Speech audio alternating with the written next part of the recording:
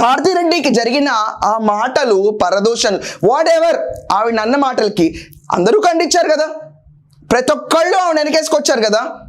అమ్మో ఆవిడ ఆత్మాభిమానం మా ఆత్మాభిమానం అన్నట్టు తిరిగారు కదా అందరం, ఇంక్లూడింగ్ మీ అన్నాం కదా. మరి ప్రశాంత్ రెడ్డి విషయంలో గవర్నమెంట్ ఎందుకు ఇంత తాపీగలుగుతుంది? మీ సొంత ఎమ్మెల్యేకే మీరు కాపాడలేరా?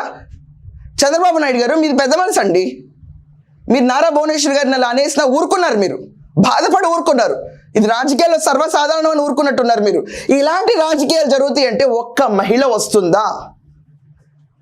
పాలిటిక్స్లో ఒక్క మహిళ వస్తుందా? అసలు మీ తరఫున మాట్లాడడానికి, ప్రభుత్వ సంక్షేమ పథకాలు మాట్లాడడానికి ఒక్క మహిళ ధైర్యం చేస్తారు ఇప్పటి నుంచి? చెప్పండి. ప్రశాంత్ రెడ్డి గారిని పట్టించుకోలేదు, భువనేశ్వరి దేవి గారిని పట్టించుకోలేదు, ఎవరిని పట్టించుకోలేదు. మమ్మల్ని ఎంతో పట్టించుకుంటుంది ప్రభుత్వం అని మేము అనుకోమా? ఇది మంచి ప్రభుత్వం అని స్టిక్కర్లు వేసుకుని తిరుగుంటే ఎంతకాలం అండి ఇది? ఎంతసేపు క్వాంటమ్ వ్యాలీయేనా? What about the physics that is going in this atrocious mind sets?